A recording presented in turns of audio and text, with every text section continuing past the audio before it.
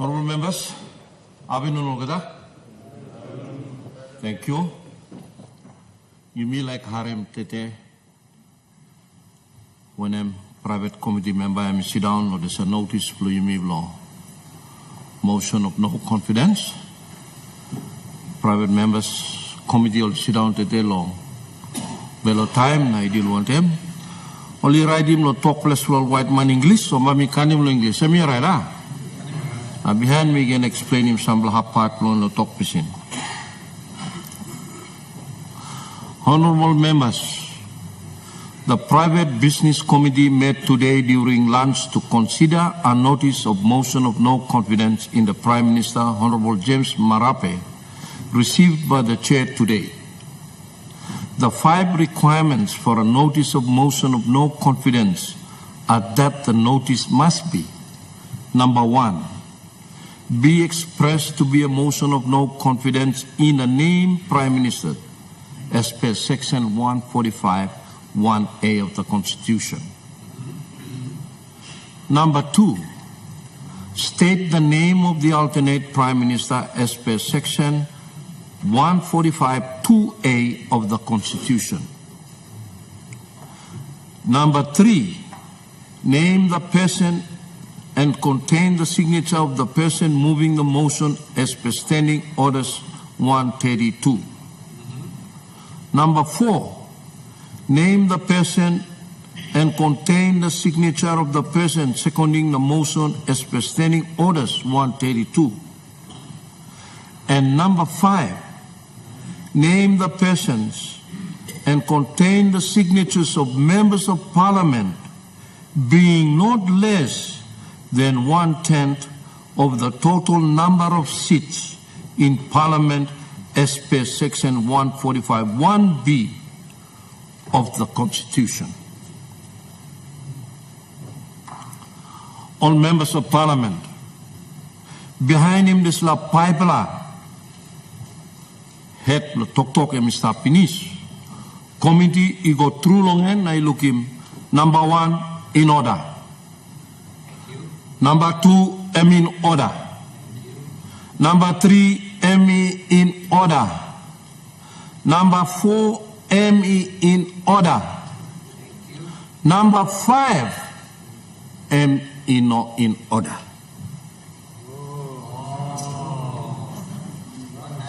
All same na committee find him out all same. Behind him decision blow Supreme Court SCC OS number 3 blow 2016 Polier versus Zurenwok. Decision blow Supreme Court he come down I me can him all this la too. I mean, the motion of no confidence, me can him now, of 7 June, and actions of the private members committee and each chairman, the Honorable Aide Ganassi MP. 40, there are 5 technical requirements of the notice. The notice. Number 1 is expressed to be a motion of no confidence in the name Prime Minister, Constitution 1, Section 145, 1A. Also mechanical pass finish. Number 2, must state the name of the alternate Prime Minister, Constitution Section 145, 2A. Number 3, must name the person and contain the signature of the person moving the motion, Standing Order 130, subsection 2. And number 4, must name person and contain the signature of the person seconding the motion, Standing Order 132. Now number 5 now, Supreme Court interpretation must name the persons and contain the signatures of not less than 1/10 of the members of Parliament that support the motion. 1/10 of the members of Parliament that support the motion which is moved by a mover and a second tubla pablo de la motion. So me explain. Let's just pay the Supreme Court ruling. The total number of seats in Parliament. Total number of seats in Parliament lo yumi M118. Now 1/10 blongen 11.8, you rounding up to the nearest number, 12. Me go through long motion, 13th February, now me go through long motion, long 14th February, we took like and me check him over the something and me straight, it contain him 12 la name start. Now motion blow tete, me hold him lohan, me like talk kill la Papua New Guinea. Now all media now the line is start behind you like and come look him clock blow parliament, na kisi mo the display talk, you like clarify him na report him go through lo people lo Papua New Guinea so that they go look him on some committee walk long and straight. Langa. Time when him something he discuss lo floor lo parliament, and public information. Public he get right lo sabe longan, I'm straight. Now. So lo here lo this lo motion. Lo this lo page here, move up lo motion, Honorable Douglas Tumarisia MP, leader of opposition. Now second up longan, Honorable Sasindran Mutabel MP, move up na second I start. All 12 la man, only support him now. Lo page lo is the 1, 2, 3. Now you come lo second page now. You now got 4, but 5, 6, 7, 8, 9, 10, 11, 12. Number 4 man, you know, start. And start lo this la motion me hold him. So committee been got thinking suppose he got one the legal era when him you me less finish you me bring him on this la pila gonna finish him. That's all this la constitutional requirement there. The Constitution Supreme Court and we make him clear through all some this la it must be followed. Now me like read him part law Supreme Court and we talk. 41 the notice submitted under Standing Order 130 is no ordinary notice of motion that may be given under the standing orders. The constitutional importance of a notice of motion of no confidence in the Prime Minister or Minister and the special care and priority to be accorded to it by Parliament and each committee. You will have it clear. Decision of the Supreme Court to stop media, usat, you will like him, na talk sabe good lo people lo Papua New Guinea, by stop lo clock after this session ikirap, you black and go na kiss him long haul. So all members of Parliament, decision lo committee stop clear, behind him this law, when you make out one name, no stop. You make out 1, 2, 3, and then 5 equal to 12. Now that's like how much? 11, that's all. And me go to school, me school arithmetic. Me no school of mathematics. So arithmetic blow me to 3 plus how much? 8 is stop lo half side yeah. M11. 12. So one this fla, me got this la big pla hamamas. Committee blomina me like looking on some desla pila you must go through long and a pinsim hurry but you will yet lo upside you will file a motion to will time finish now number 3 now mistake is still come back yet now you will not can put him heavy ikam lo me na committee blomila me no harim you will sing out of yes and now me one bell that me na committee blomi but Asua ikamlo yubla yet so yubla now we got time no straight him tete tomorrow na yubla can bring him tomorrow na next week 3-day private committee can deal one thing. One this blood thank you through me now talk sabe finish can all media is stop yubla like some over the paper come look him clock for Parliament lo this blood one time this la leader of government business. Mr. Speaker, I seek leave of Parliament to move a motion without notice. Is leave granted? Leave granted, Mr. Leader of Government Business. Thank you, Mr. Speaker. I move that so much of the standing orders be suspended as would prevent the order of the day, number 69 and 98, government business, being called on forthwith. The question is that the motion be agreed to. Those in favor say aye. Aye. Those against say no. The ayes have it. Mr. Clerk.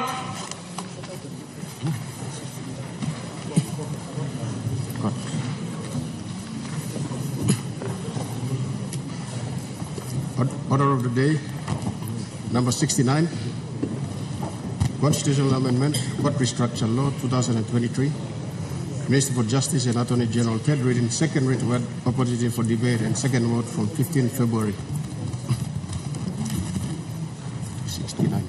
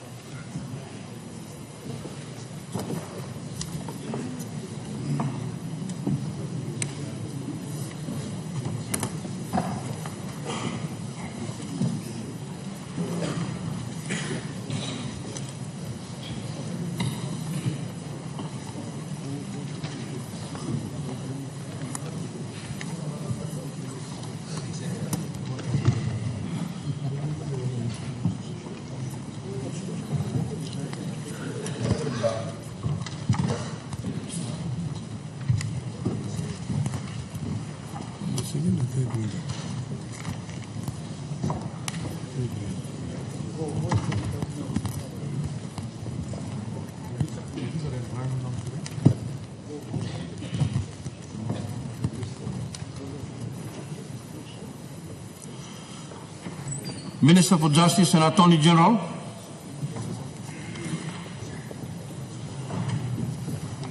Thank you, Mr. Speaker.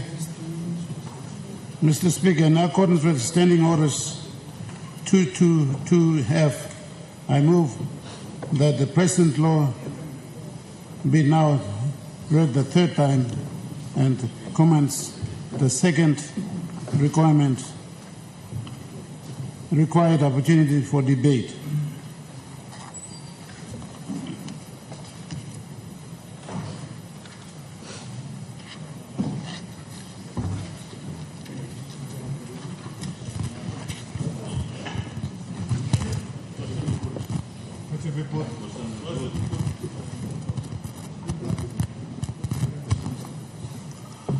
The question is, the question be put.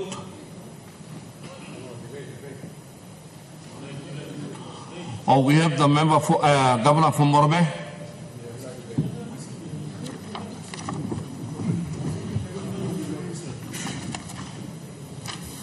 Governor from Morbe, you can make him debate, Blue.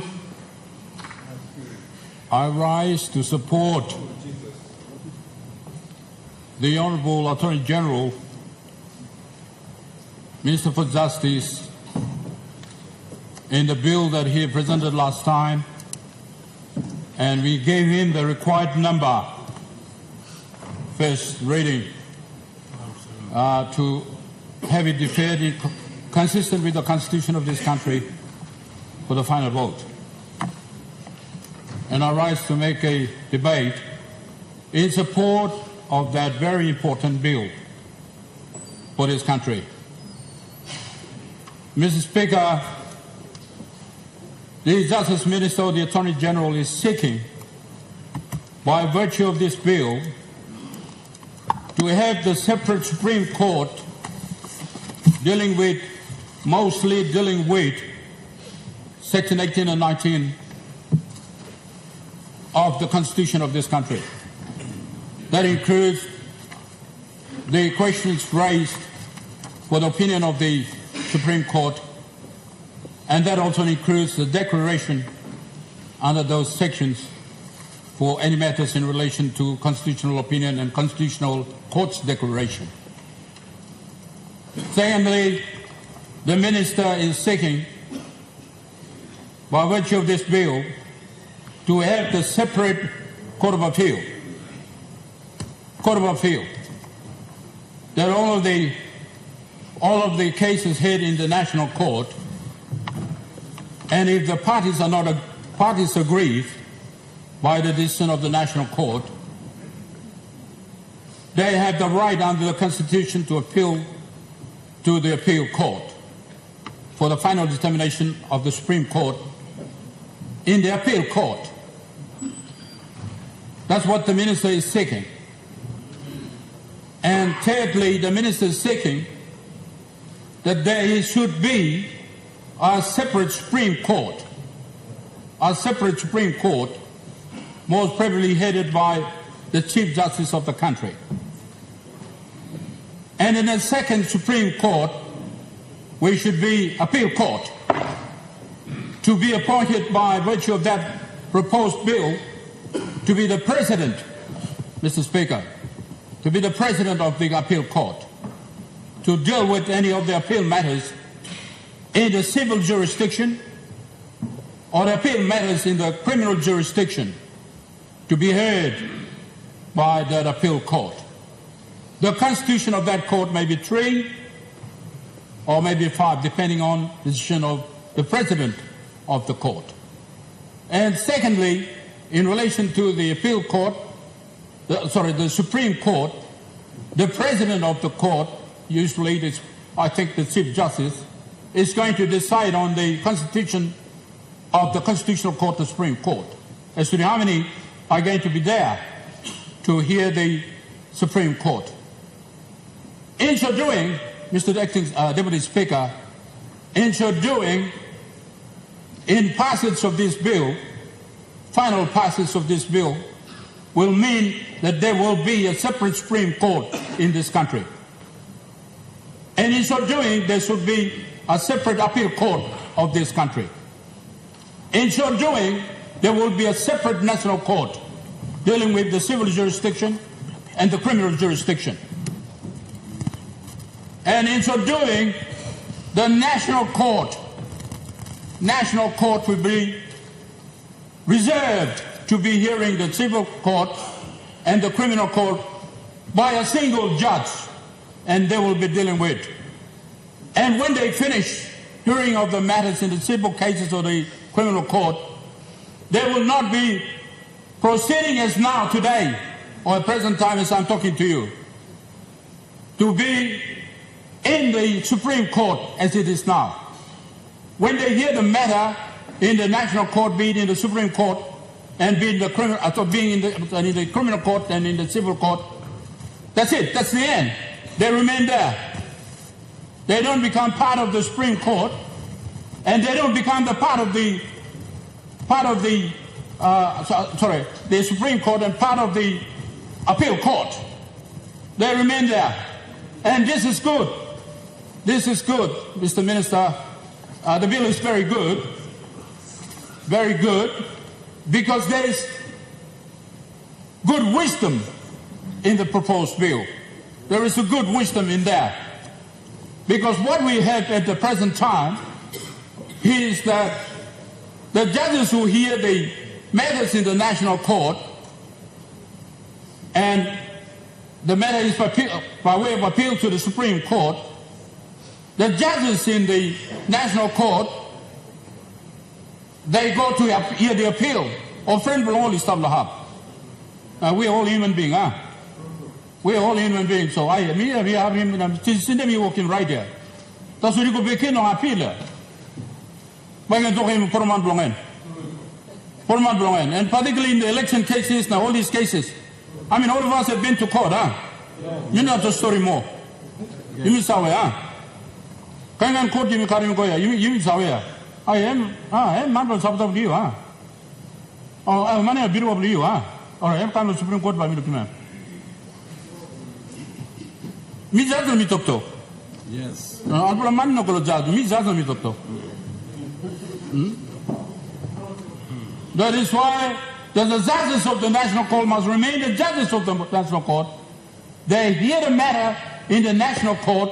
Whatever decision they made, that's it. If there is a agreed party is taking the matter to the Court of Appeal, finish. There's a different judges appointed for the Court of Appeal. There are separate people. They're sitting over there. They will make a judgment based on the laws, based on the facts that is the records that is coming to the Court of Appeal or the Supreme Court, and they will deal with it fresh.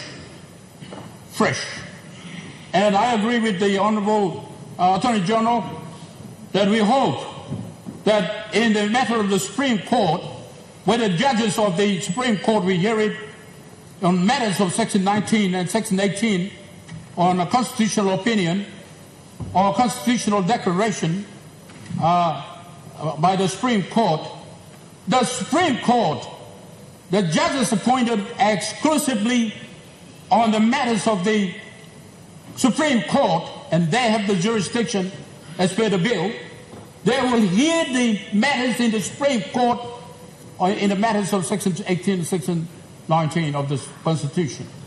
Therefore, I support it. It will be first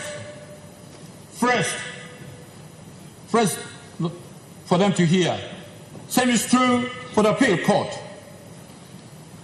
Mr. Minister, I commend you. I commend you, seriously, I commend you on your proposal to recruit foreign judges to this country, to sit on the National Court and sit on the Supreme Court and sit on the appeal court. I commend you. Unfortunately, the quality of the lecturers at the Papua New Guinea Law School, with the greatest respect, is diminishing. Mr. Speaker, is diminishing. The Honourable Forrest Parkop, the Governor for Central, the NCD, will tell you, he will fully concur with what I'm going to say, and Honourable Perenga Kua, the member for Sine Yongamul, will tell you. And those of us who have been to law school, the William Duma, Honourable William Duma, will tell you. And all of the lawyers that we went to school at our time, Mr. Speaker, all our lecturers came from Australia. All of our lecturers, they came from England. They came from Africa. They came from England. They came from Bangladesh. They came from India. They came from those countries. London. They're high quality lecturers and professors and the tutors.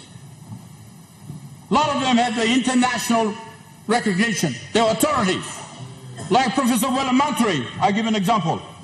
Professor Parliamentary is a professor of jurisprudence. Field of law called jurisprudence, science of law. He's a well-known professor.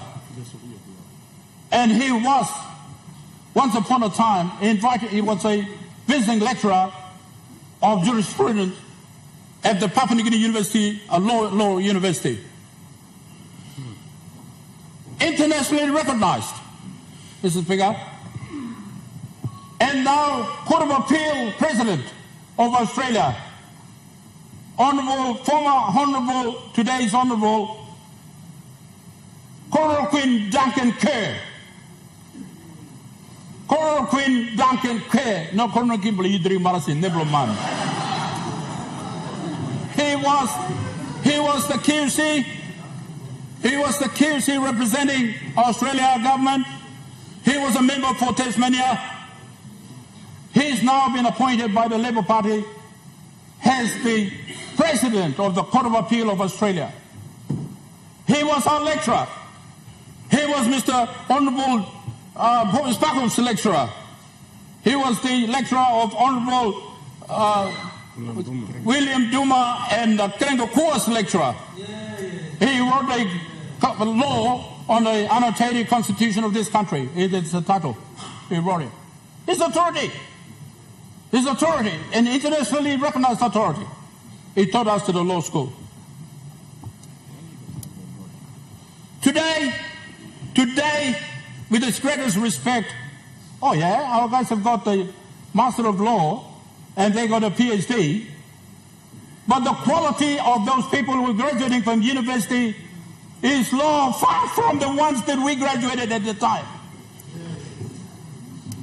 Far from it. And that is why, Mr. Speaker, I must minute stop, 10 minutes stop. Mr.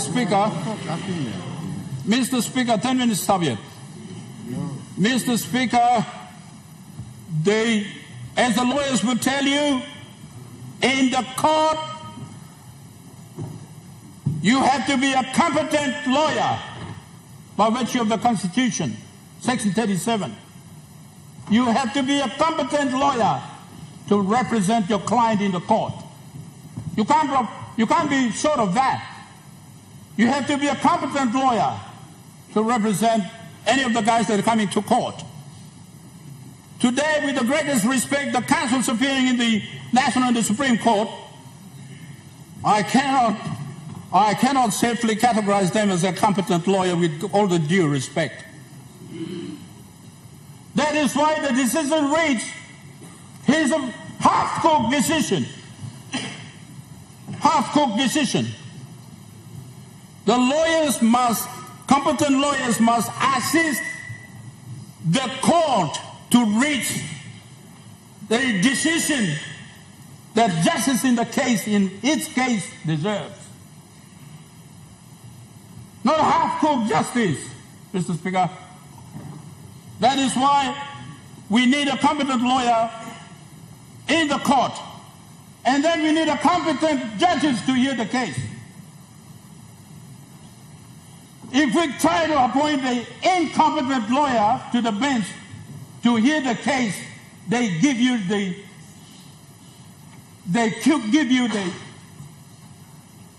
uncooked justice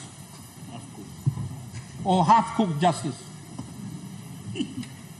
That is why, Mr. Speaker, Attorney General, inasmuch as you're appointing judges, quality judges, you must make sure that we improve the law school and get the overseas authority on substantive law,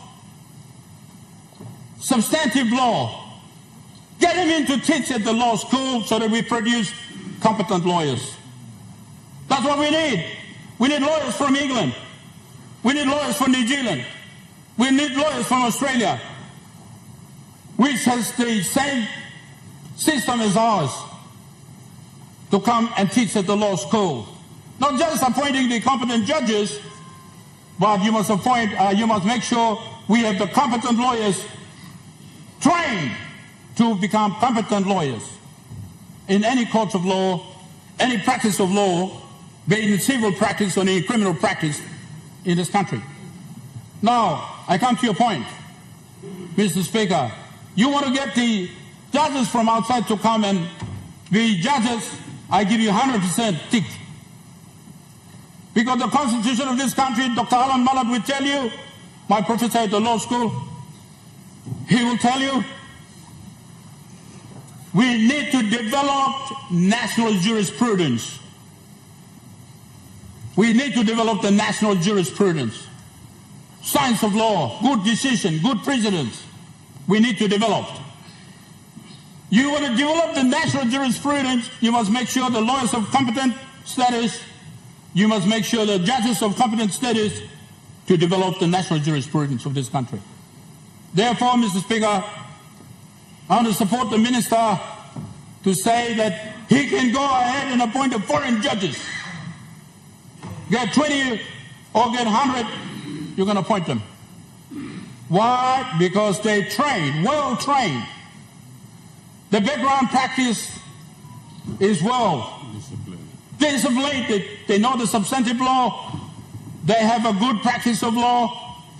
They will come into here in our country when on their appointment or get appointment to develop the best national jurisprudence we need in this country. Therefore, Mr. Speaker, Minister of Justice, I want to support you and say we must bring in more foreign judges in of the same jurisdiction practice. We bring it in. At the same time, we must improve the quality of law lecturers at the University of Papua New Guinea Law School. We must improve it. Now, all the government people are good. You will go to make sure long all the primary school now, you will secondary school, high school now, you will secondary school. You will must bring him all. Man took less from all English now, bring him all come to teach at school. Man took less from all English. So science you can employ Papua New Guinean, teach science, teach physics, teach mathematics, teach others. Or Papua New Guinea by teach. That's all talk less English. Kisimolan outside. I didn't come inside. I speak English today without being boastful because the British taught me the English at Dragaffen High School. the British. I learned the English from the British. My teachers from British, they taught me English. The rural high school, but teachers, good teachers from Britain, they taught me English. Today I speak good English in this parliament. Thank you. I never learned the English in the University of Papua New Guinea, no, at the law school. I learned the English from Dragon Hafen High School, the high school where Sir Michael Thomas Somare was educated. I got education from there. Therefore, we need to improve the English lesson at the high school, at the secondary school. We teach them better English so that they will be equipped when they come to the law school. They will have no difficulty because the legal language is a very difficult language. Difficult language. And as long as you know the English language very well, you have less difficulty at the law school. And by the time you graduate as a competent graduate. When you get to Legal Training Institute, you graduate as a competent lawyer. Competent lawyer this country needs. Competent lawyer this country needs. That's what we need. So when you try to employ Papua New Guinea lawyers to become the judges of this country, they will be fit and proper person to sit on the bench to develop national jurisprudence by the nationals themselves. Of course, we can have some fellows from outside to come in and help us, but we will have competent people sitting on the bench, developing the national jurisprudence we need.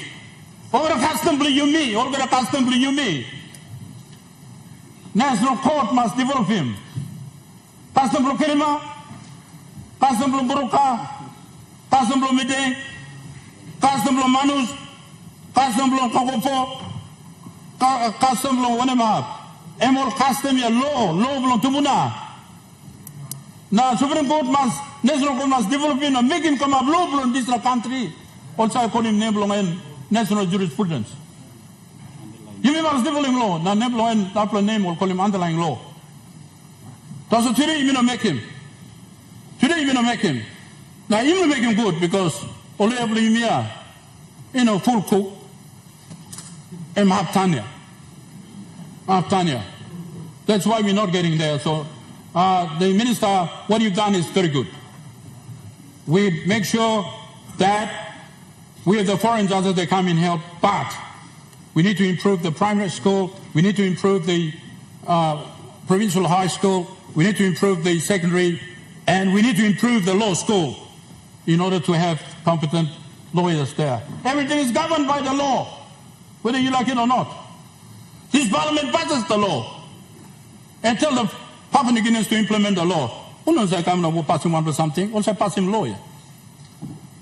Now law is not silly good long end. One kind law. One kind law you mean implement him on governing this country.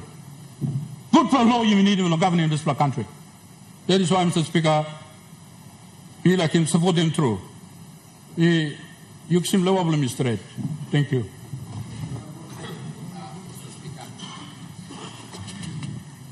The Honourable Member for Sina Yangon. Thank you, Mr. Acting Speaker. Sorry, I'm not sure which one of these works. Deputy Speaker. Deputy Speaker.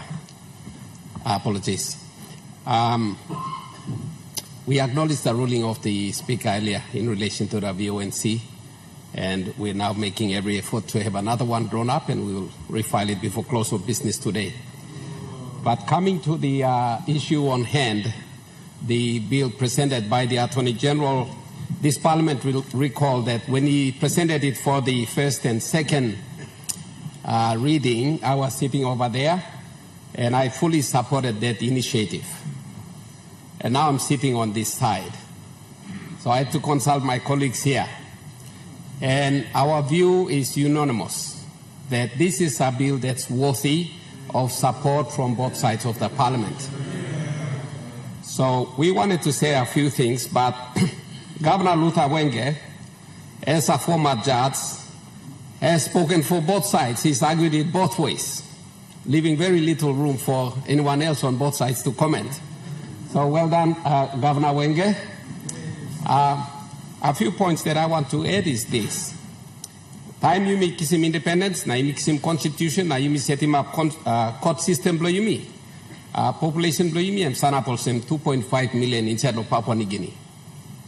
So number of civil cases, number of criminal cases, number of commercial cases, number of election petition too, number of administrative review applications, number of arbitration procedures, all get at this time through.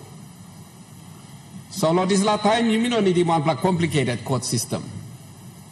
Now too you may not need him too much specialization of judges inside the court system and therefore the legal practice. But now you may sign up close to 50 years pass him independence. Now this time you mix him adopting this original system of court you me. Now number of court cases, business block court, you go end up through. Now complexity block cases too, you go end up more. So looking at all of these things, plenty of court by plus you got plenty backlog of courtroom. All judges, number of judges, in our court, number of courtroom, in our support system, in our but volume of court cases, you go end up more.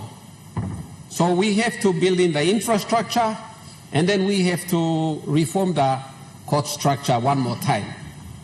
Log helping to speed him up proceedings blow all disputes inside the formal court system blow you me.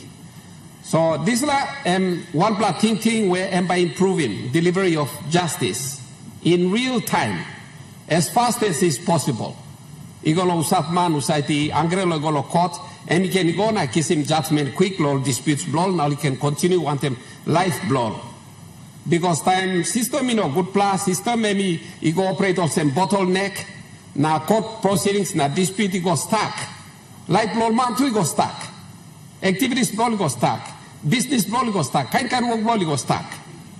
Nansa slowing that life blow na progress blow country too.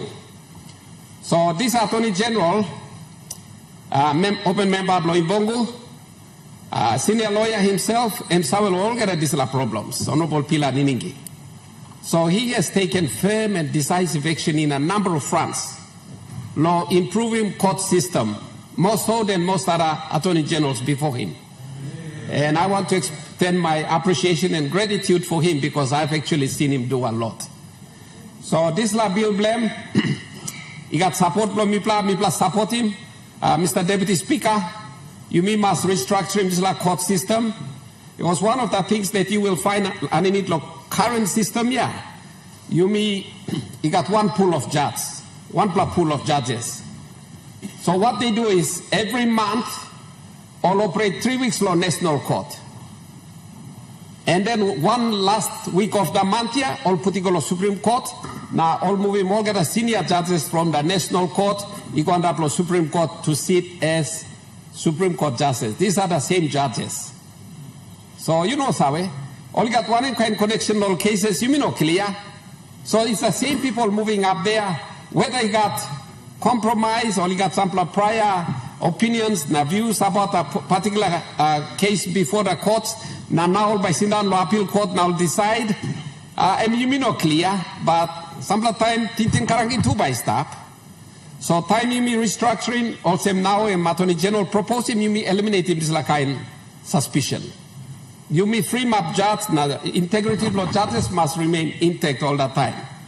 Now too, work law national court, now come full stop 1 week every month. It's a lot of time and a lot of judges committed to the Supreme Court and the work law national court, you can full stop.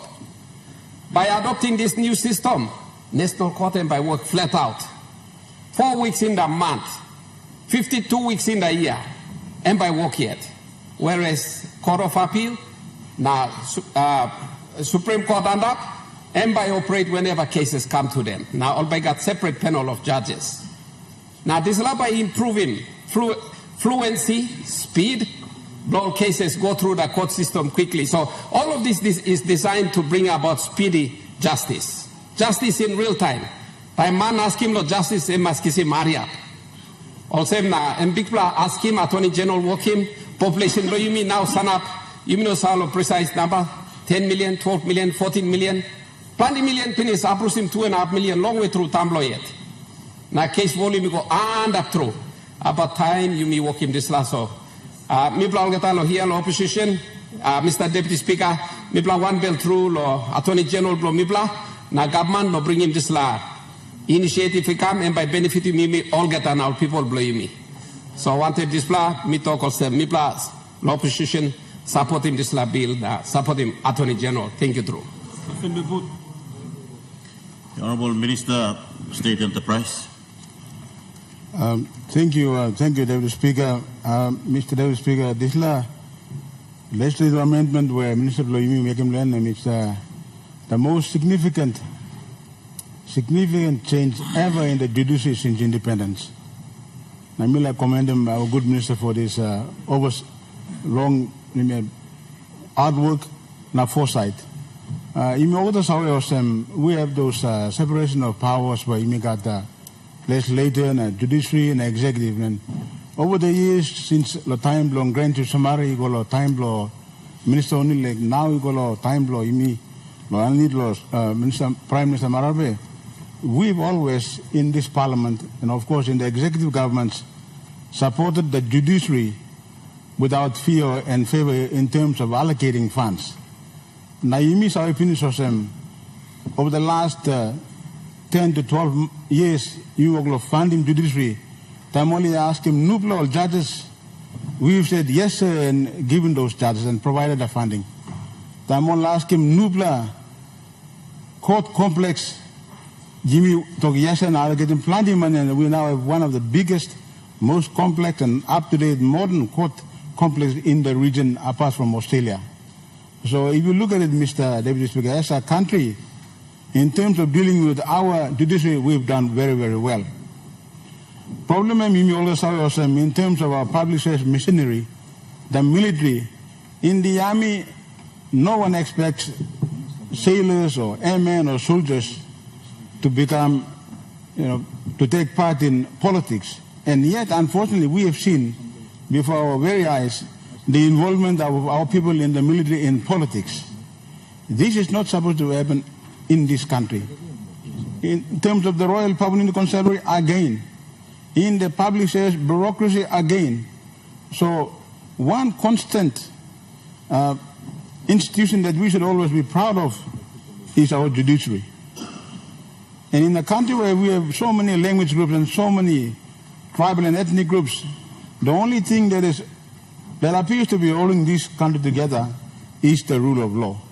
And that is why, starting from our Grand Chief, former Prime Minister O'Neill and Prime Minister Marabe, we as a country have done well in making sure our judiciary performs and works together.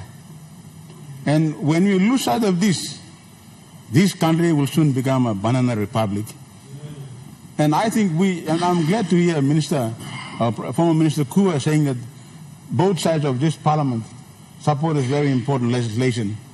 And one thing that the judiciary have to bear in mind is when they have undivided support from parliament, they have an obligation to make sure that they select and appoint competent people to become judges.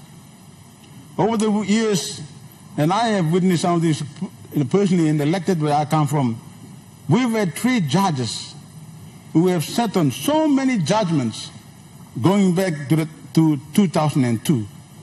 And we've had people who have been languishing in Baisu jail for many years, waiting for decisions to be handed down to decide their fate.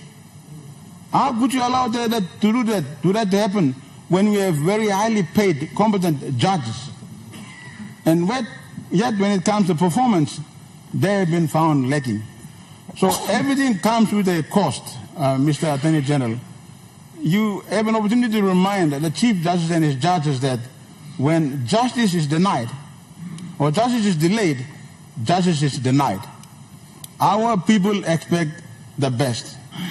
And for some of them, their first exposure in their life is to the judiciary. And when you have judges sitting on cases, they lose their trust and confidence in this very important institution of our government. So they have an honor to deliver. We as a country and government have delivered by making sure They are pretty well paid. They are probably housed, and they are well looked after. They have to deliver for our people. We in this parliament have done our best. We are now under the leadership of our Prime Minister making sure that we now can have the first legislative adjustment ever since independence, where we are freeing the judges to concentrate, and for those judges who are sitting at the Supreme Court to determine constitutional case only, and for the other judges to determine appeals. So we are making their jobs easier, but it is not a one-way street, Mr. Deputy Speaker. We expect them to deliver for our people, and having said that, Mr. Deputy Speaker, I commend this bill and I support it. Honourable Prime Minister. Mr. Deputy Speaker, let me stand up to join the speakers before me, all speakers who have commended this important constitutional change that is before us. This is the final reading, final opportunity for us to make a difference for our country in as far as this restructuring of our court system. And I want to place on record my commendations to our nation's Attorney General. I said in government caucus this morning, he may not be the flashiest Attorney General, but he has stepped up to be one of the most productive Attorney General in our nation's history. And I just want to say thank you very much for this. This is not just a pure work of the executive government that I heard.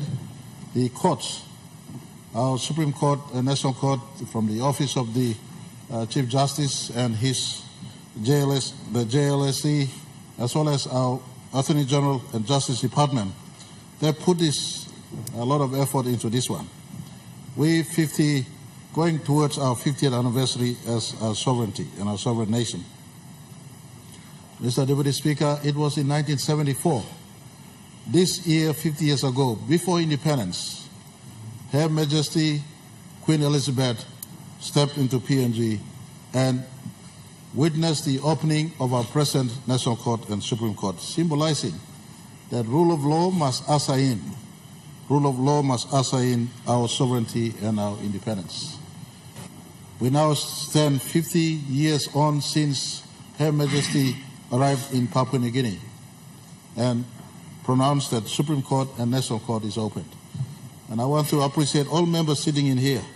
We're not just here about gaining office, whether it's Member of Parliament office, or Governor office, or Prime Minister's office. We're here to make fundamental changes, looking back retrospectively, the hindsight exposure and experiences, and more importantly, securing the future with present interventions. And I want to say that this is one good law coming in at the right time. At the eve of our country's 50th anniversary next year, this generation of leaders could restructure the courts for the better. Restructuring the court secures our nation's sovereignty. Rule of law must prevail. And Mr. Deputy Speaker, I want to announce to the country, speaking 5 years on since we took office, whilst lawlessness prevails still, we have made substantial interventions. Substantial interventions. This restructuring of court is one of such. If you look at the magisterial services that carry 80% of the workload, we've also resourced, equipped, funded them, and we're working with the Chief Magistrate to ensure the magisterial services is stepped up. There are interventions being done to the village court sector, including bringing all village court officials into government payroll. We've delivered independent commission against corruption to stand as watch against corruption. We've also, this Parliament, passed the arbitration law, and we can now arbitrate in our own country. We've amended the earlier law to allow for judges to be increased from 60 to 200. We've started police retraining again. Last Friday saw 217 policemen and women. Of that, I'm advised that 26 are women. They passed out at Bomana, a training that restarted again that has been closed for over 10 years. 64 cadet officers were also trained. All of this is work input, inbuilt to make our country safer, better as we work towards the future. I want to propose to all members of Parliament, you voted in the first instance, the first two opportunity for vote. This is the final one. This will be amongst the greatest legislation our generation will gift to the future of our country. Needless to repeat the Honourable Member for Sinus statistics, but he's absolutely correct. At 1975, when the current structure of Supreme Court and National Court was introduced to our country, lesser population, lesser litigation, the economy was smaller, the workload was lighter. Today, we've expanded many, many folds. It justifies this restructure. Court is a holy sanctum, inner sanctum, rather, of our democracy. In politics, we may have debates. In commerce and trade, we have litigations and debates. In society, we have litigations and debate, but it is in the courtroom that we find justice, we find peace, we find rest. When it is a quality courtroom, our country is secure. This establishes quality, this establishes separation of reading of law. The Supreme Court will be elevated to only section, almost exclusive to section 18 and section 19, as well as specific constitutional matters. There will be an appeal court in between, and the National Court will carry the load in as far as administering every day the dispensation and administration of justice in our country. So, Mr. Deputy Speaker, this is a good law. I am happy that the opposition has given support behind this one. I'm surprised that some senior member of the opposition decided to step out. You only step out when you have no interest in the rule of law in our country. You only step out when you have no interest in the rule of law in our country. This one goes to protect the rule of law in our country. It gives respect to Supreme Court as the final anchor of our country's constitution.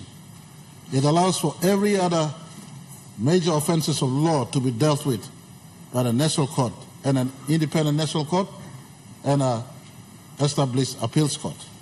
And so, Mr. Deputy Speaker, it is my humble plea for all of us. Good law comes around every now and then. This is one such law that will stand in the face of history. For every one of you who stand up this afternoon passing this law, history will uphold you as key legislators that have secured the rule of law and justice dispensation administration in our country forever. I propose that this Parliament stand up in unison, and I put question to this bill. The question is that the question be put. Those in favour say aye. Aye. Those against say no. Ayes have it. Honourable members, as this is the second vote of the Constitution required, that the vote must be recorded, and that in order for the proposed law to pass, it must also be supported by a treated absolute majority of 89, three-quarters, absolute majority of 89 members.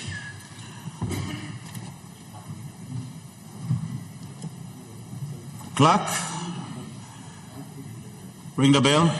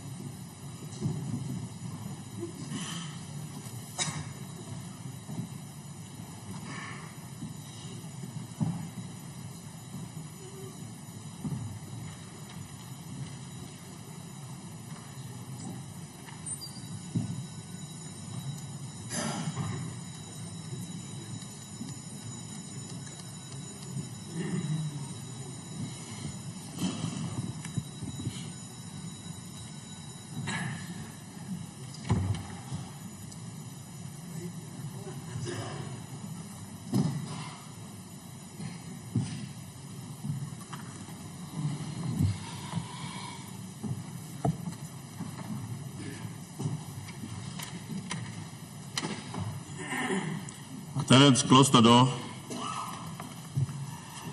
The question is that the proposed law without amendment be now agreed to. Those in favor, please stand.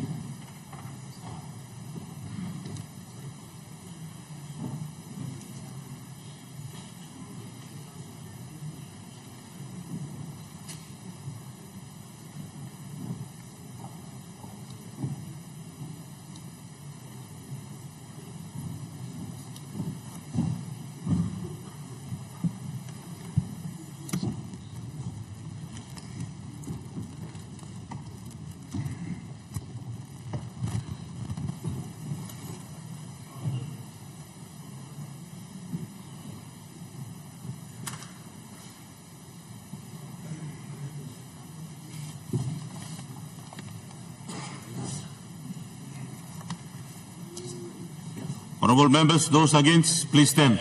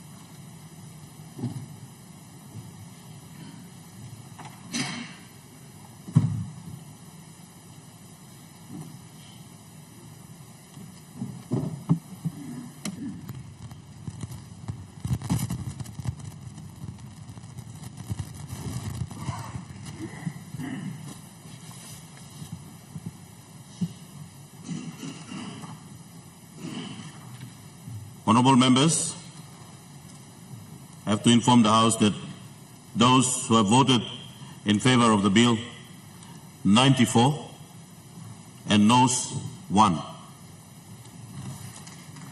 Clerk. Third reading. A proposed law to alter the Constitution to include the Court of Appeal, the appointment of judges, the seniority of judges, and for related matters.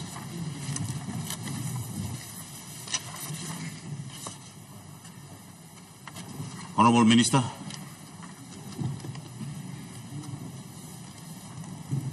Mr. Speaker, I'd like to take a chance to thank you, Prime Minister, Deputy Prime Minister, Opposition Leader, and Deputy Opposition Leader, all members of Parliament, ministers, and members. You stood.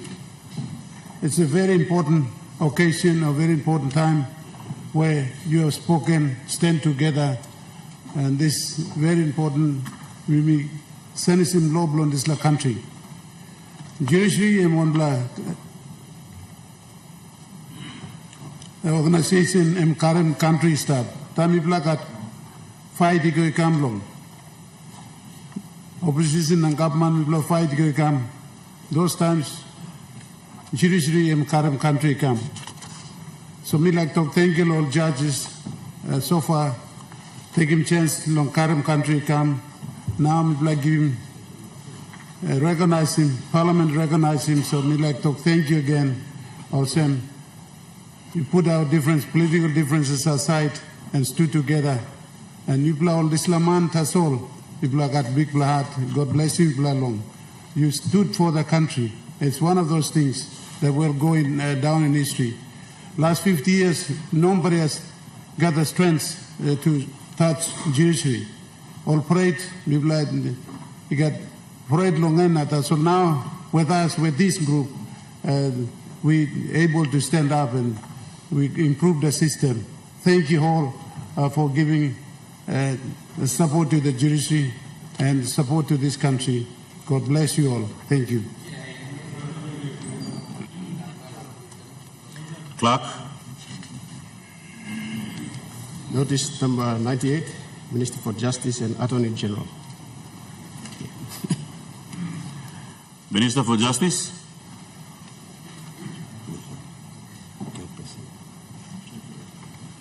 Mr. Speaker, I present the constitutional amendment motion motion of no confidence, law 2024. Clerk.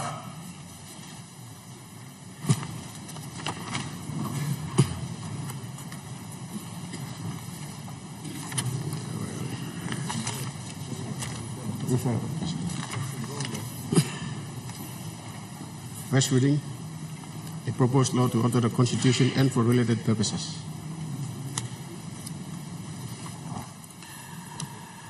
In accordance with Standing Order 222AA and the practice of Parliament, the proposed law now stands referred to the Permanent Parliamentary Committee on Constitutional Law and Act and Subordination Legislation.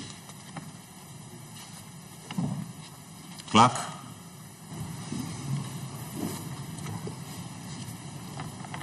Order of the day, number 70. Constitutional Amendment, Declaration of Papua New Guinea as a Christian country. Law 2023, Minister for Justice and Attorney General, third reading, second required opportunity for debate and second vote from 15 February.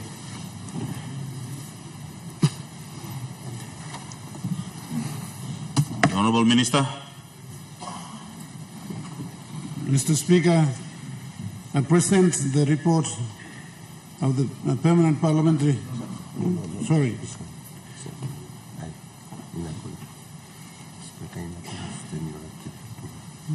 Mr. Speaker, let me correct. In accordance with Standing Orders 2227 as F, I move that the present law be now read the third time and the comments on the the second required opportunity for debate.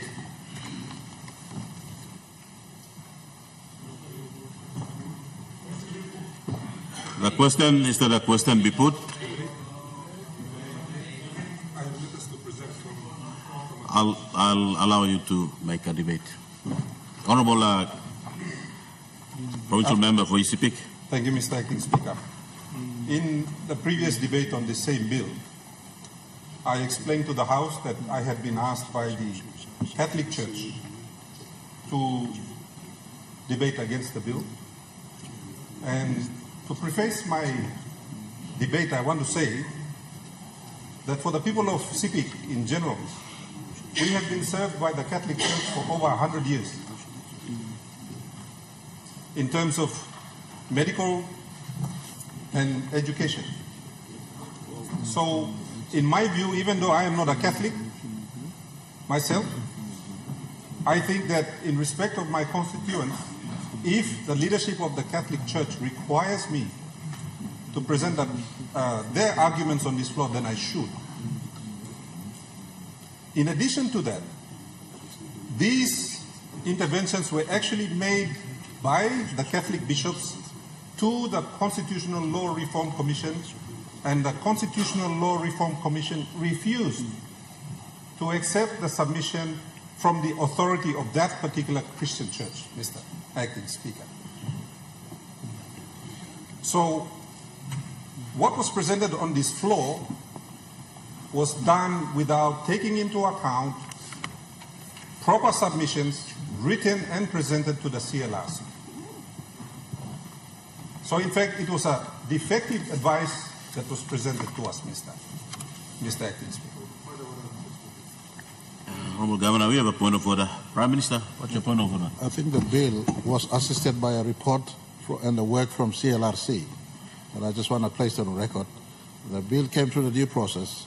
The Constitutional Law Reform Commission gathered views of our people.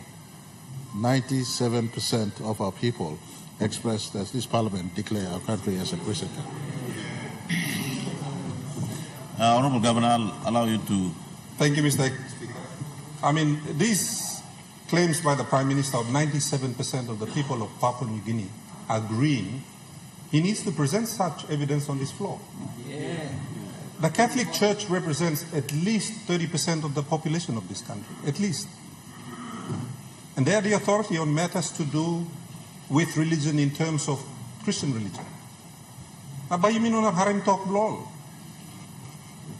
And when I'm kind leadership where authorities on matters such as this only present him argument blol na you mean ignore him. I don't think that's good enough, Mr. Acting Speaker. So, here is a document by the Catholic bishops. Honourable Governor, we have another point of order. The Honourable Member for Okapa, what's your point of order? I believe you are a chairman of the CRC. Yes. Hi. Point of order. Let me hear Mr. his point of Speaker, order. thank you, Mr. Speaker, for giving me this time to respond as the chairman of our Constitutional Law Reform Commission. Huh?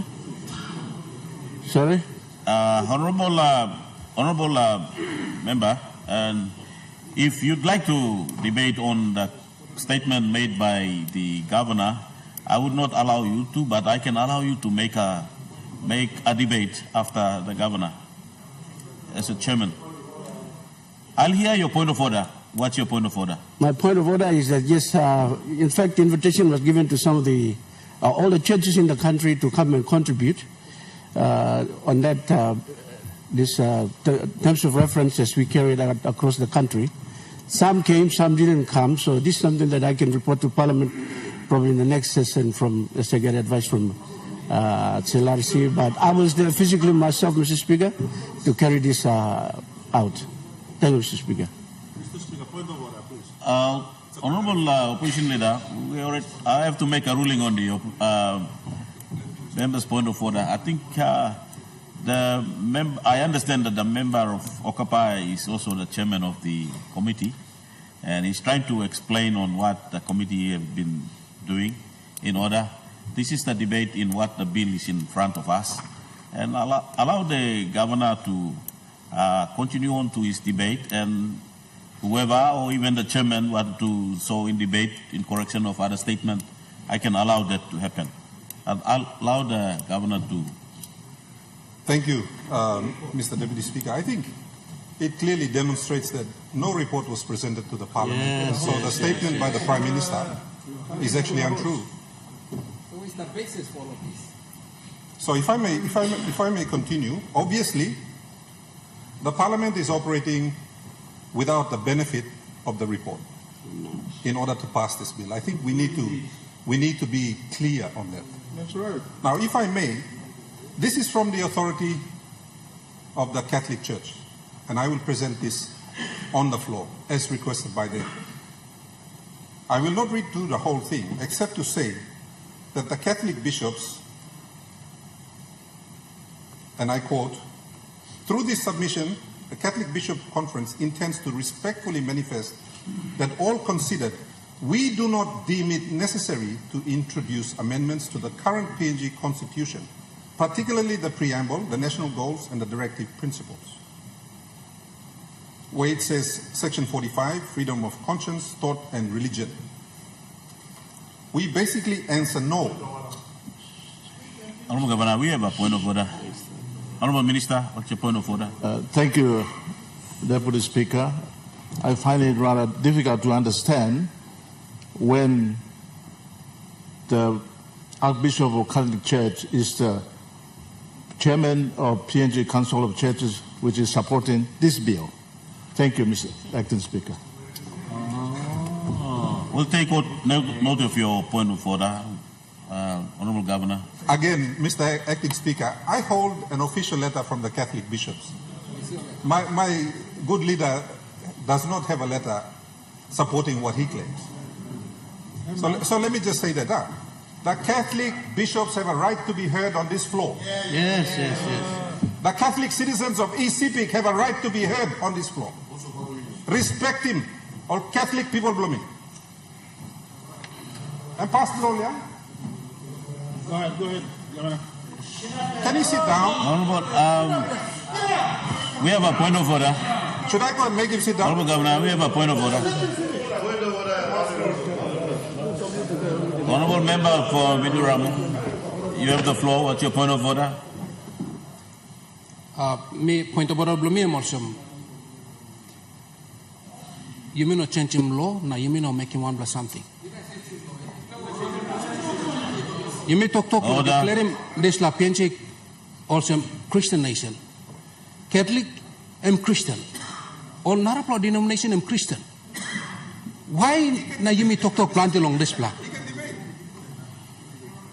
And point of order me. Thank you, Mr. Speaker.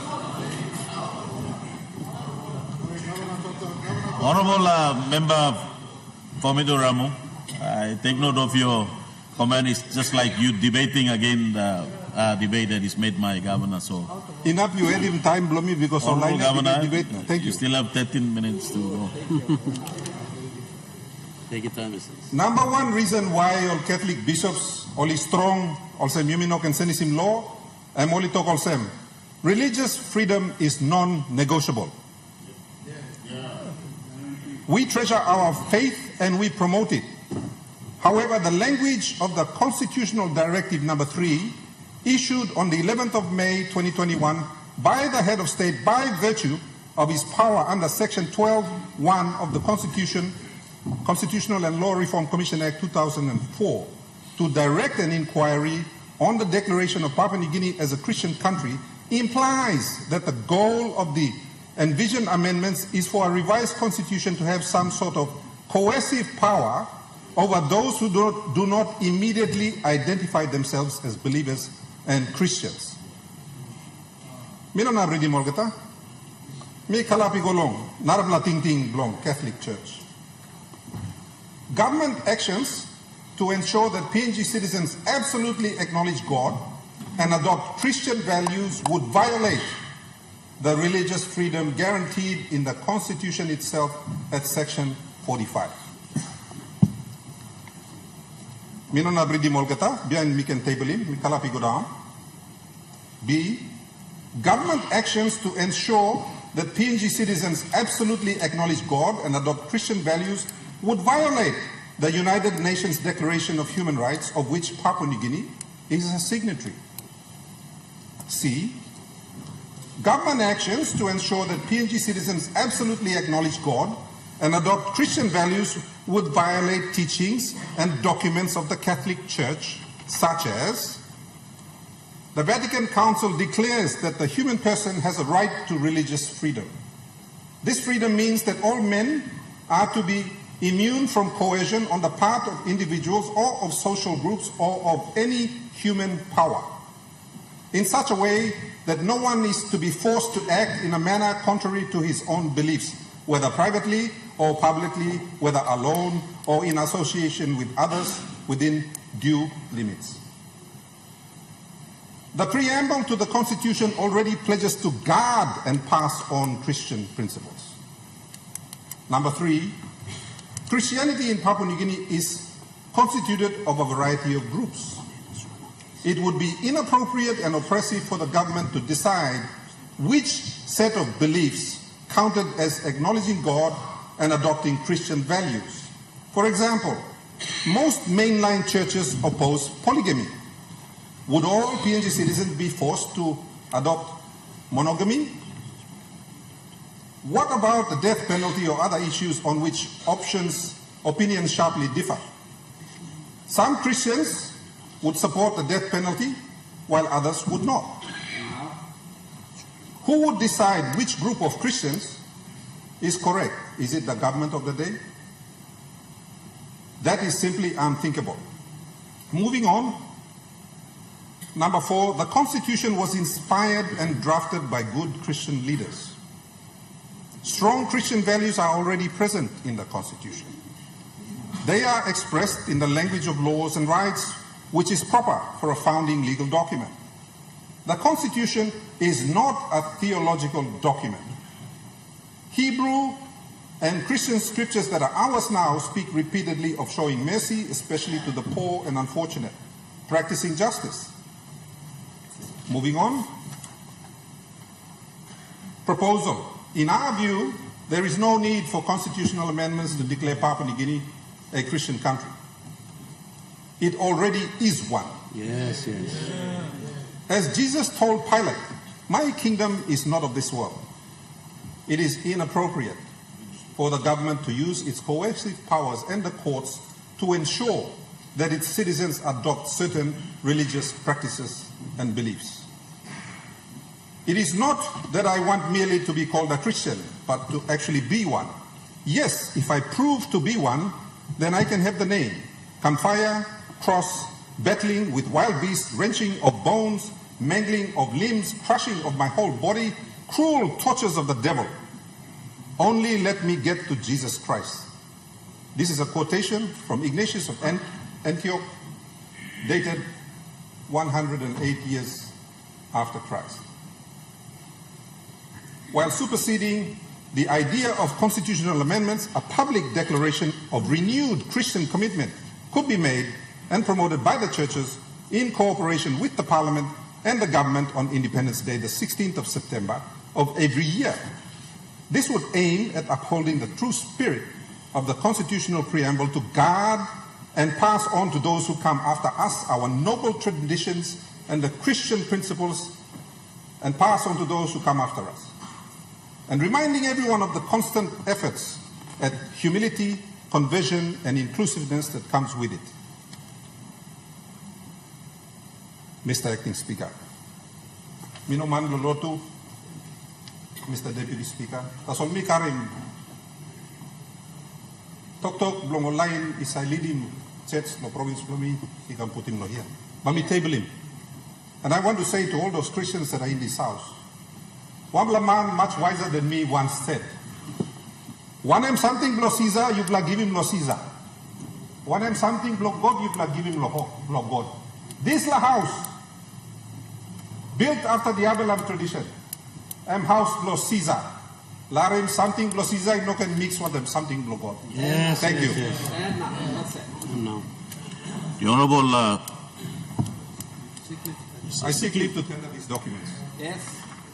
leave granted. The Honourable Member for Kandep. Thank you, Deputy Speaker. So that probably 3 points. First, I listened to the letter to this Parliament by the Catholic Church. There's probably a lot of substance in there. We could overlook those substances.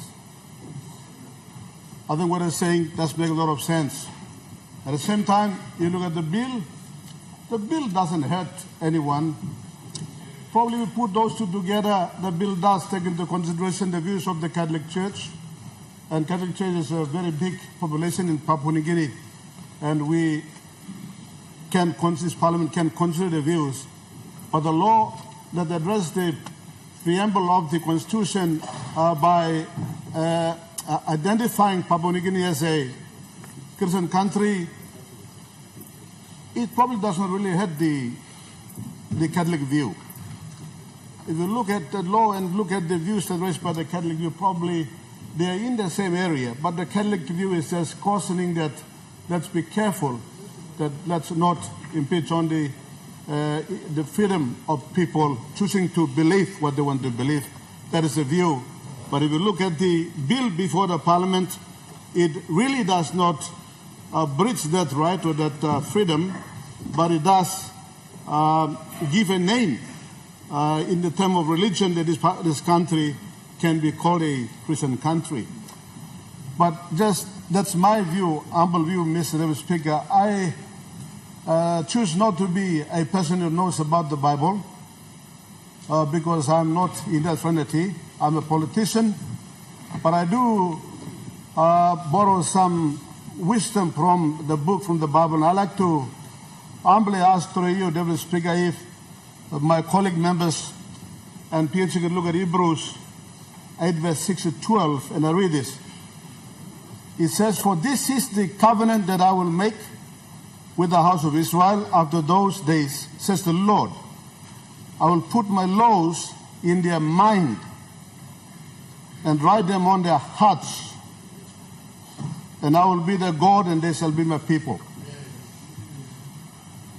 What does that mean, Mr. Speaker? To write God's laws in our hearts means that we internalize internally within us, characteristically, the importance of those laws.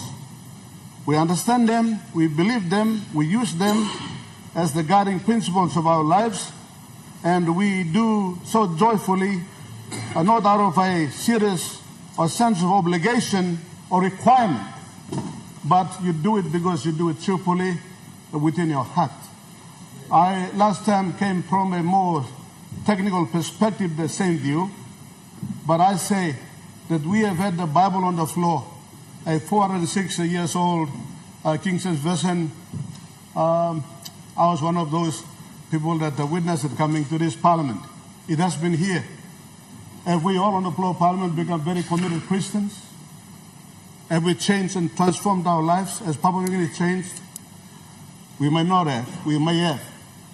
The Holy Spirit knows. I think the most important thing that this Parliament should focus on while we have a bill that, or the law that says that Papua New Guinea is a Christian country, but I don't think that is the important part of it.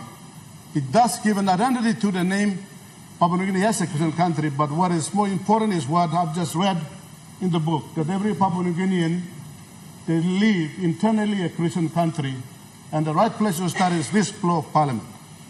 The 406 years old Bible has been there. Have we lived a Christian people? Have we administered ourselves leaders in the decisions and everything we've been doing in the love for our people, to making our people's life become better, that we transform them, or have we not? This is the question we ask, because we've just had these terms in the book Hebrew that write the law of God in the heart, not outside there. The presence of this Bible 406 has not really seen much changes. So therefore, Mr. Deputy Speaker, I urge that let's become a Christian country by heart. And let me just say this analogy. Let me say I go to Bougainville, and Minister Timothy Masio tells me, don't you come to Bougainville, it's full of gold there. is full of precious jewels. Gum is just floating everywhere. You come and you'll get it. So Don Kompole from Kandem goes in there very happy, cheerfully to get gold and the precious jewels there. And when I go in there, none do I find, but I might find many, many stones.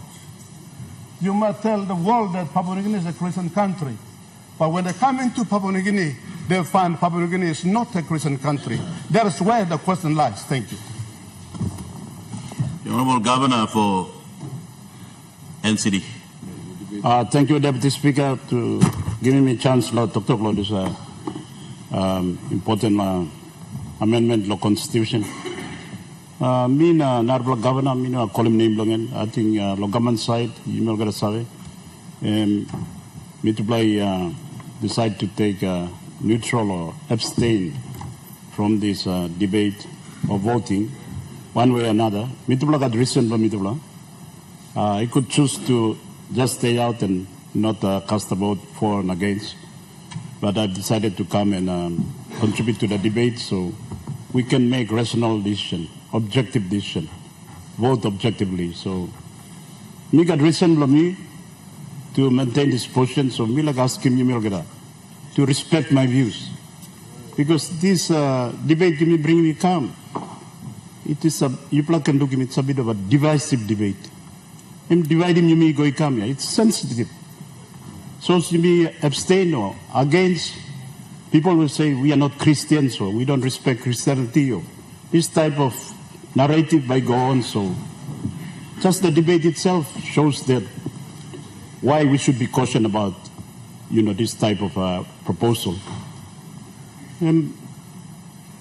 Some reason for me like explaining me yet. I have got the greatest respect for Christianity. Where I can attend services, Mr. Go, supporting more Christian activities, Mr. Go. But I come from a background or minority part of our country where during our parents' time or ancestors' time, we decided to leave the Christian church, especially Catholic church. So I've been brought up in that environment. And we have thrived with or without Christianity. So me like just explaining this background. So when we have this type of debate, remember there's minority people in this country. They might belong to other faith or they might not have any faith. Christianity and stuff along Constitution, the Constitution already recognizes it. So it's very profound already in the Constitution. And in our practice and life, you miss, pronounce it most of the time. Here in Parliament, we don't start our session without prayer, the Lord's Prayer. And so it's not something me believe that we have to reassert and reconfirm it. I think as the member for Kandabi talk, it's better to practice it and not just profess it. So, but coming back to the rationale, I think Prime Minister got the rationale wrong and Minister, Attorney General. I think the main rationale is that it's just a label or we're just describing us as a Christian country. Now, what I want to caution us is that even just by labeling, putting that label, it creates division. So let's look at the world. If you look at the world, some Islamic or Muslim line, they prefer to have an Islamic state. And who are this Islamic state? By you looking at some, maybe Pakistan is declared as an Islamic state. They've pronounced it. Maybe in the Constitution. I think when Afghanistan, now Taliban go back now, they've declared it as an Islamic state. Maybe Saudi Arabia is an Islamic state. Iran, of course, is one of the countries that is, declared itself as an Islamic state. It's in Constitution. It is in how it runs its country. From the parliament, they go down. So you like judge him how those countries has been faring. Of course, some are developing well, but some have got problems because they come up with this label that we are an Islamic state. Okay, you may look like Indonesia on the other side. It is predominantly an Islamic country. About 90% are Muslims. but they don't pronounce themselves as an Islamic state. They still recognize themselves as a secular state because the state is there for everyone. There's no need for them to label. You may look all Christian countries or predominantly Christian country in the world. United Kingdom, where Anglican come in, they don't call themselves a Christian state, but they still thrive and survive and they prosper and they conquer the world. Germany, I think Lutheran, they come from Germany, all the Protestant church, they come from Germany, and the Constitution does not declare Germany as a Christian state. And all the Pentecostal, they came from the USA. I don't see in the Constitution of the USA that it's declared as a Christian state. But the US is thriving. It's the biggest economic and military power in the world. China, well, they proclaim as a communist state. So they try to adhere to live to that. Whether they practice it fully or not, but they still allow Christianity to some extent. It exists in China. So my main contribution to this debate is that I think you should be cautious that label can also create problems, create division. Just because here we are trying to just label that our country is a Christian state. I think the second point I want to emphasize is that we need to look at the state. What is the state, character of the state?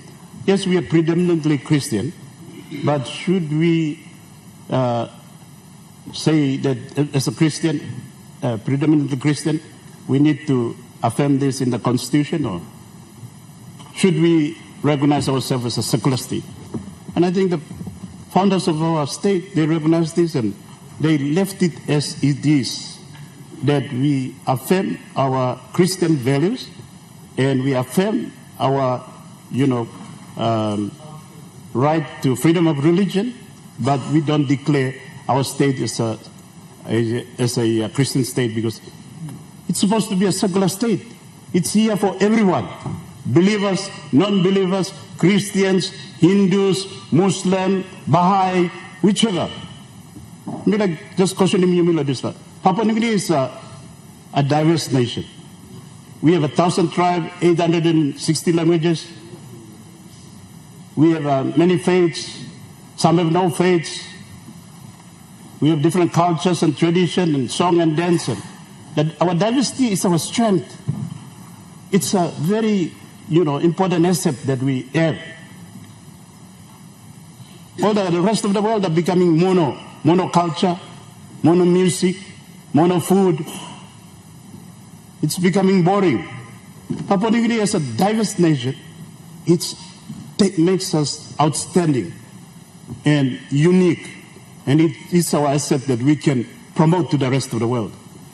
So, me like just questioning you like this, you got right, like you plan when I support him, you can support him. Everybody's got the right to vote and choose whichever way you may like choose. All of which can line, you play like support him or not, you play it. I think for the Papua New Guinea, I think this debate should not define like who votes for and against is a good Christian or bad Christian. Or good and bad Christian is, Mr. Deputy Speaker, it depends on your practice. It's what we do that defines us. It defines you and everybody. Not what we say. It's plenty of time we talk, we are this and that and that. But in practice, we are not. So, I just want to emphasize that point, so we like Lusimos, and thank you, Mr. Deputy Speaker.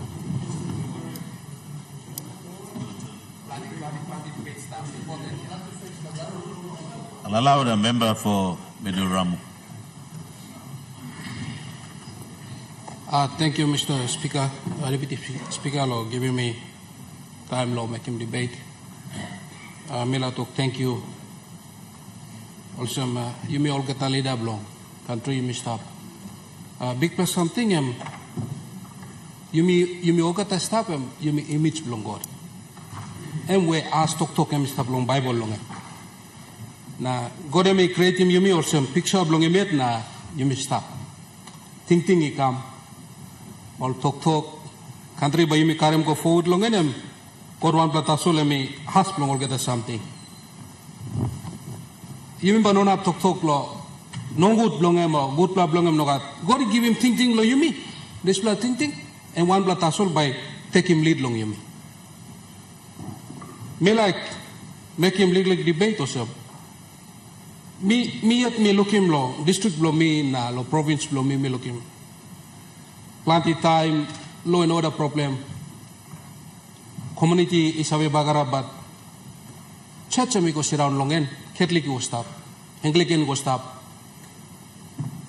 Lutheran go stop one denomination stop longen all people respect him this plan way name Christian em stop long na plenty issue belong law and order is come up because all people respect him God now only pray him so time this like something come up only say stop is na community stay down good you mean government you mean light long move long fix him law and order that's all time church him sit down people respect him only stop and one plus something all fear him God na this la place him stop good even though mask and bush place service no go back talk long God him stop long and name church go sit down long and all people respect him na look out him service blow government na church one black thing blow me look big plus something problem will come up church work long go pass long settle him sit down long man marry big blow fight come up church me go pass law and order go back church me go give him belly long to plus side with them bring him peace man marry sit down go drug body round long street me look him yeah him drink beer and make him police work lo fight him na bagrab him na about lo make him but time church go in church drug body me respect him God na and me come back and sit down isi you mean look at marijuana man round stuff you mean no long sense police no long sense too you block all leader block country you block look him me look him church me go in church how him talk long God na drug body tani bang na lose him ticket passing lose him drop and give up long all this something you mean leader you must sit down you mean scale one block way you mean not long make him you mean look him one way and me go long and you mean behind him this plan now by you mean look him country by staff good people by sit down good but you mean not got issue long country plenty bigger passing work come up talk long go all Christian working my way is move him this plan go place him sit down go me support him this land me like talk long when him me come legally me start him injure long Sunday school come long youth me come now me stop long this place me saw long this long him I mean good plan you me talk long develop him country you me talk long send him country but Christian you me talk long and one principle bring you me long bring him good development come in church develop partners but come in church country bring me send him kind can bigger passing but not stop still but not stop now by you me look him country bring him send suppose you me no make it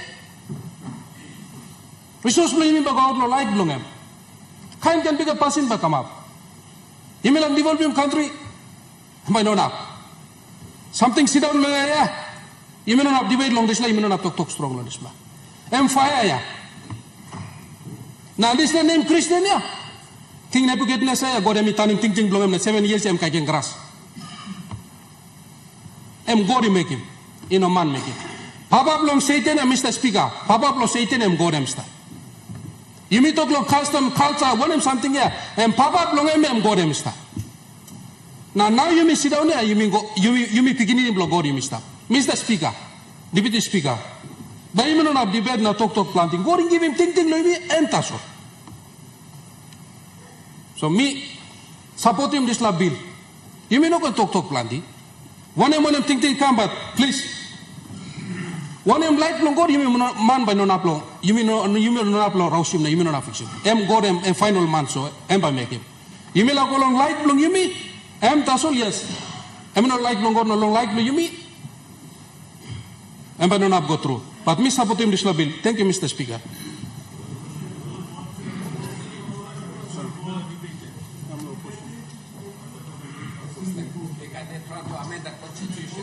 must speak. Let's sit here until 7 o'clock. Honorable members, I'll allow for one more debate and I'll call for a question. The Honorable Opposition Leader. Thank you, Mr. Speaker. Before me talk, me are in Prime Minister talk 97% of our people, of the people of Papua New Guinea, were consulted before this report was brought before the floor of Parliament. And in contrast to that, Honorable Opposition Leader, we have a point of order. Sorry, I make point of orders because every conversation is recorded. I didn't say 97% of Papua New Guinea was consulted. Of the sample of population consulted, 97% responded in the affirmative that this country must be declared a Christian country. The report came in 2020. The report was sanctioned by the previous government. The report came in. This Parliament had the benefit of this report. Go back and look into your files.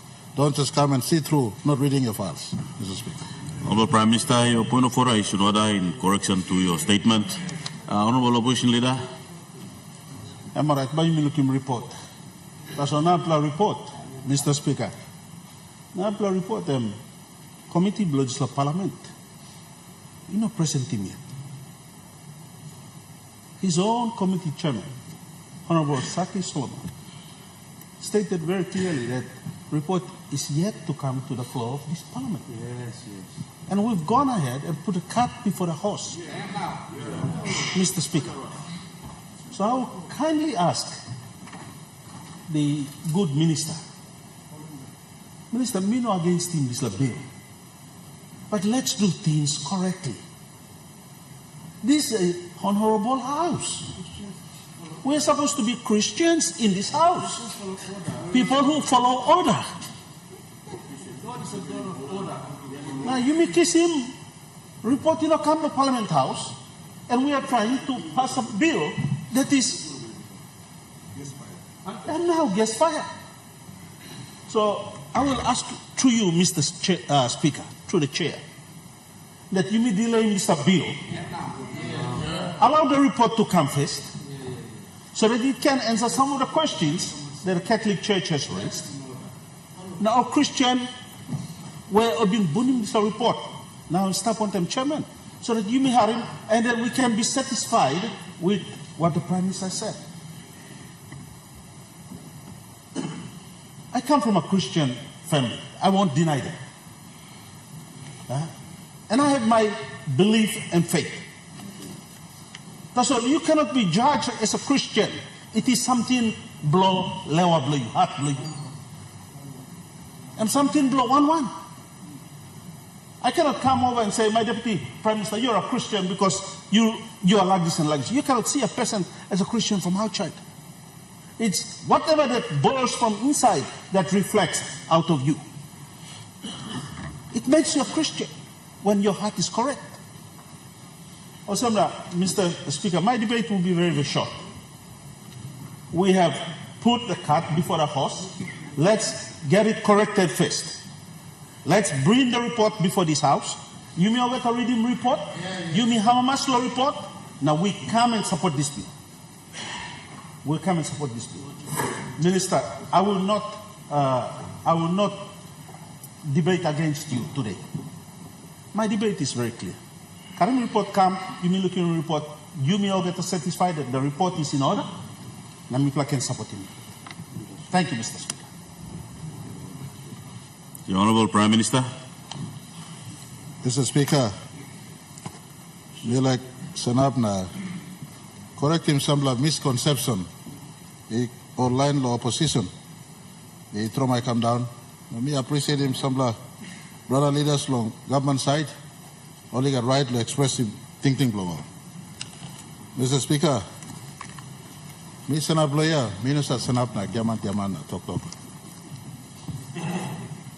This report come 2020. Mr. Opposition Leader, me clear one something me talk. Committee block Honorable Kevin Isifu, Chairman time, making this big report. Plenty minister read him. Throw my tasol, na imigo look in Facebook. Na look in opinion tasol na. Run come back to Parliament, na talk to sem. You clear logra something.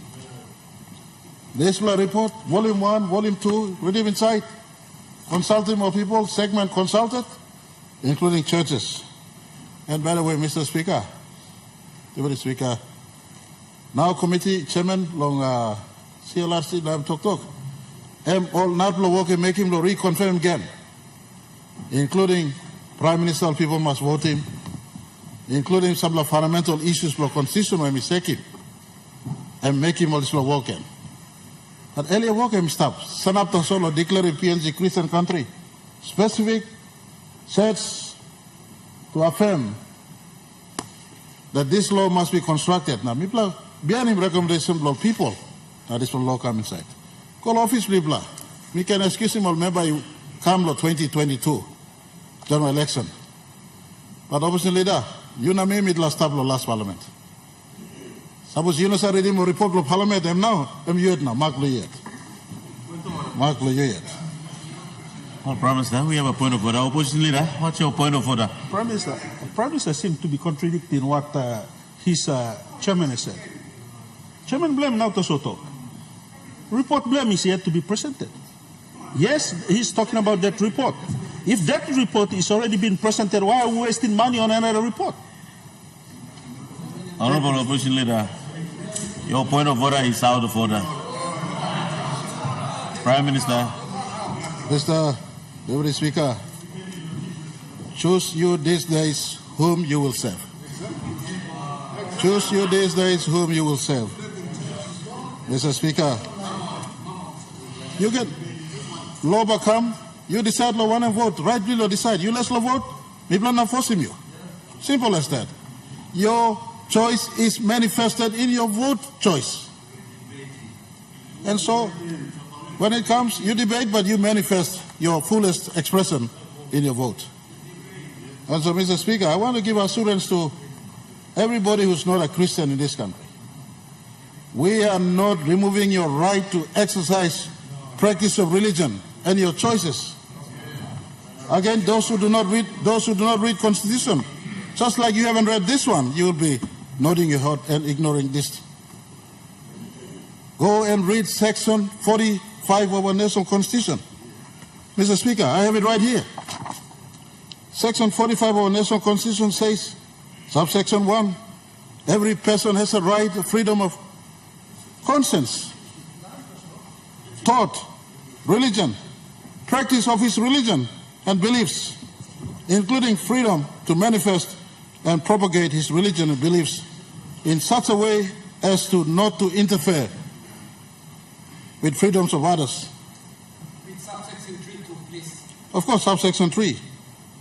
No person is entitled to intervene unsolicited into religious affairs of a person of different belief. Yeah? It consolidates this question. Mr. Deputy Speaker, I am not a learned lawyer like some on the other side. Members, order. Mr. Speaker, and when this law is passed, you are fully entitled to take it to the courts.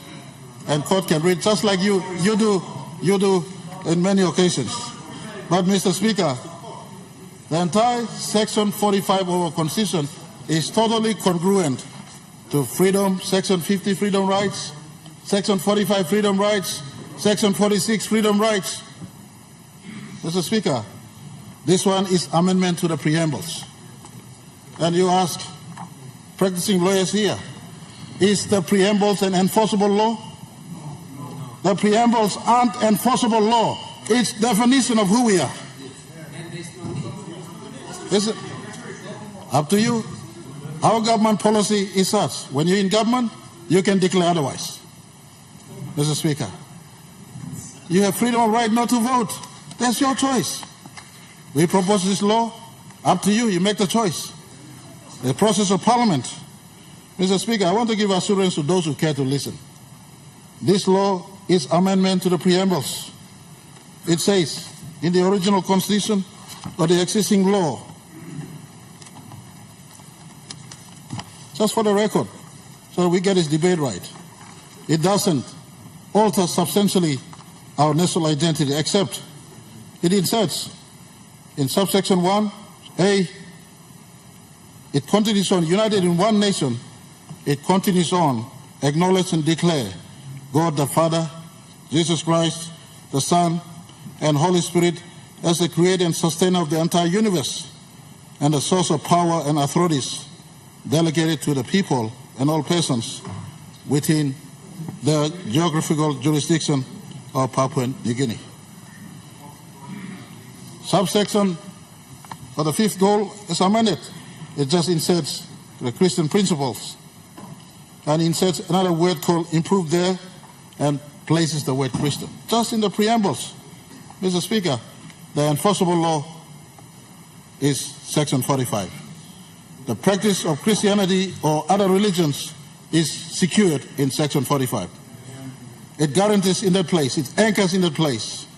But in the preambles, this government on this side, this government, with no reservations, no shame, we want to declare our country a Christian country. Choice is yours, Mr. Speaker. The question is that the question be put. Those in favor say aye. Aye. Those against say no. No. Ayes have it. Honourable members, as this is the second vote, the Constitution requires that the vote must be recorded, and that is in order for the proposed law to pass. It must also be supported by a two-thirds absolute majority of 79 members. Honourable members, the Parliament will now vote.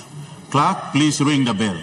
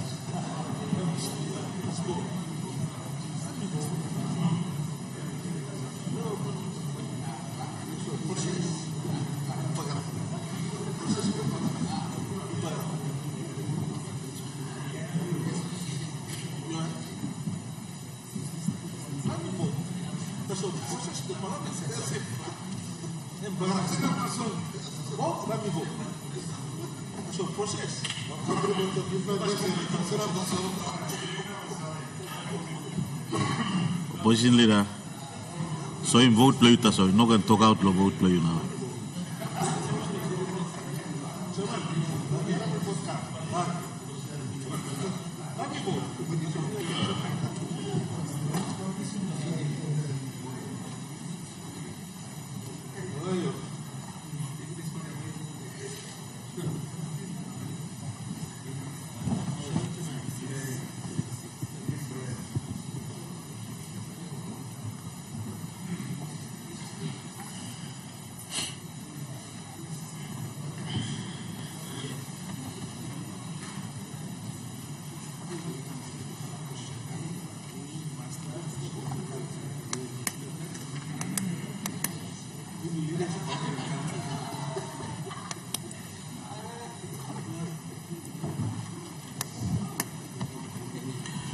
Attendants, close the door.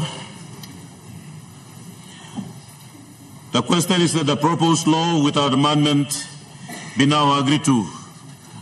Those in favor, please stand.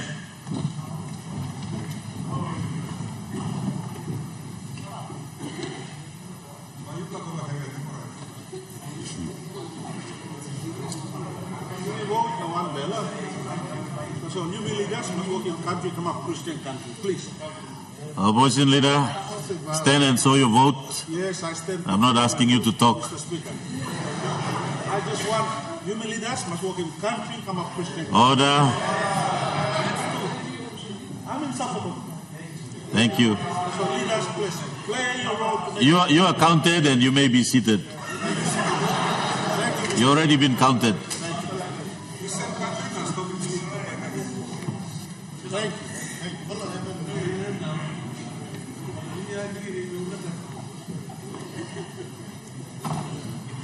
It's not a matter of going to heaven or going to hell. This is to vote to the bill that is on the floor. Order.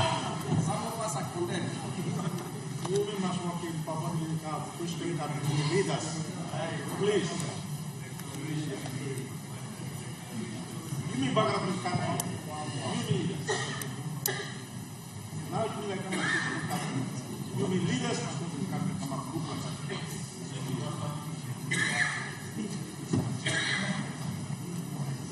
Some of them hypocrites.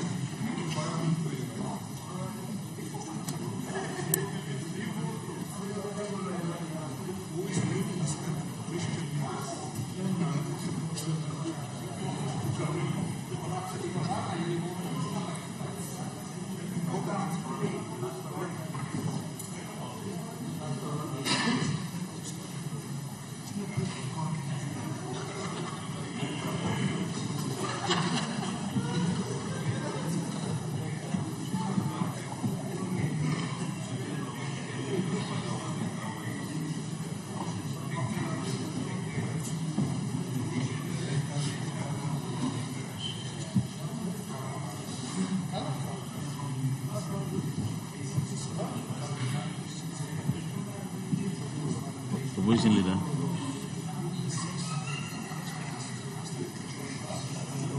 Opposition leader.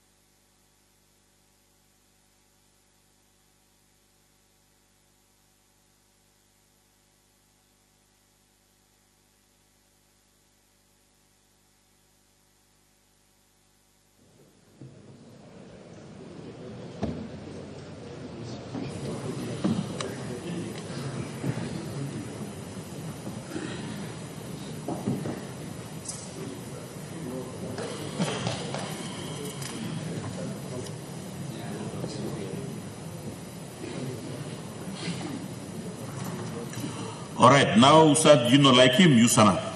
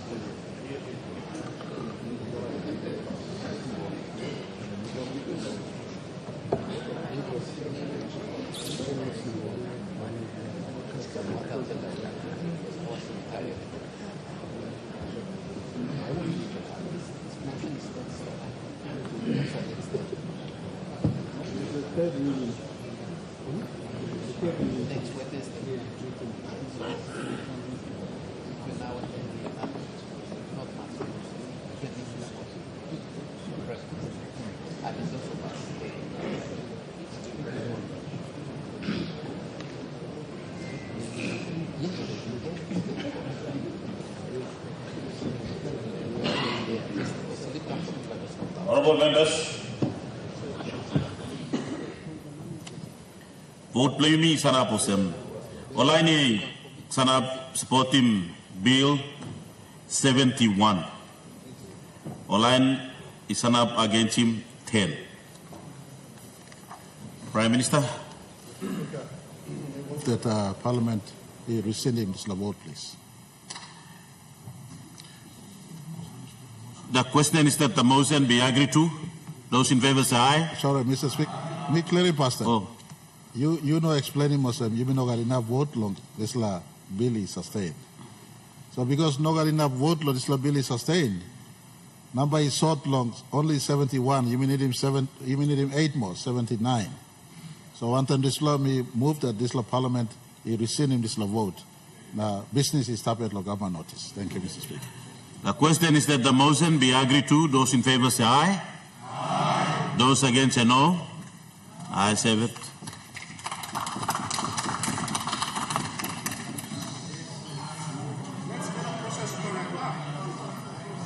Leader of Government Business.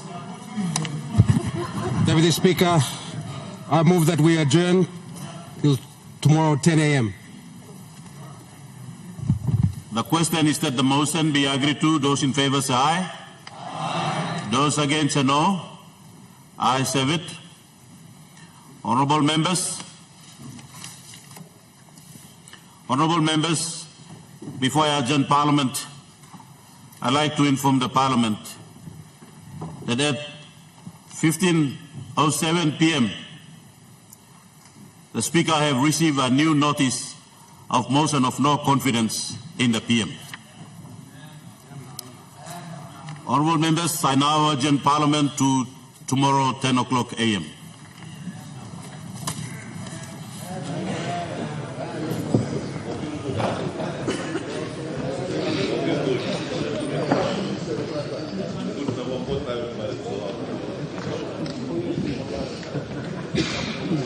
Silence.